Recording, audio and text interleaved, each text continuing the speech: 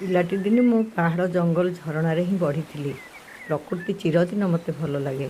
ଥରେ ପ୍ରକୃତିକୁ ଭଲ ପାଇ ବସିଲେ ନା, ମନଟା ଆଉ କେଉଁଠି ଲାଗେ ନାହିଁ। ପ୍ରକୃତିର ସୌନ୍ଦର୍ଯ୍ୟକୁ ଦେଖିଲେ ଲାଗେ, ୟାର ସ୍ରଷ୍ଟାଠୁ ବଡ଼ ସୃଷ୍ଟି ଆମେ ବା କ'ଣ କରିପାରିବା। ବିଜ୍ଞାନ ଯେତେ ଆଗାଉ, ହେଲେ ଆମେ ଯାହା ସବୁ ସୃଷ୍ଟି କରୁଛେ ତା'ର ମୂଳ ଉତ୍ସ ଏଇ ପ୍ରକୃତି। ତେଣୁ ଆମେ ସମସ୍ତେ ପ୍ରକୃତିକୁ ଭଲ ପାଇବା ଉଚିତ, ଆଉ ପ୍ରକୃତିକୁ ବି ସୁରକ୍ଷା ଦେବା ଉଚିତ। କାଶ୍ମୀର ଯାଇଥିବା ବେଳେ ମୁଁ ସୋନଗ୍ରାମ ଯାଇଥିଲି। ଆଉ ସେଠିକାର ଦୃଶ୍ୟ ଅନେକ ସମୟରେ ମୋ ଆଖିରେ ନାଚି ଉଠେ। ଭାବିଲି, ଏ ସୁନ୍ଦର ଦୃଶ୍ୟ ସବୁ ଆପଣଙ୍କୁ ଏ ସନ୍ଧ୍ୟାରେ ବାଣ୍ଟିଲେ କେମିତି ହେବ। ଆପଣମାନେ କିଏ ପ୍ରକୃତିକୁ ଭଲ ପାଆନ୍ତି କହିବେ। ଆଉ ପ୍ରକୃତିର ସୁରକ୍ଷା ପାଇଁ ଆପଣ କ'ଣ ଉଦ୍ୟମ କରନ୍ତି। ଯେକୌଣସି ଗୋଟିଏ ଛୋଟ କଥା, ଗଛଟିଏ ଲଗାଇବା ବା ପ୍ଲାଷ୍ଟିକ୍ ଜିନିଷ ସବୁଆଡ଼େ ନ ପକାଇବା, ଏମିତି କିଛି ବି ଛୋଟ କାମଟେ ପ୍ରକୃତିର ସୁରକ୍ଷା ପାଇଁ କରିବା।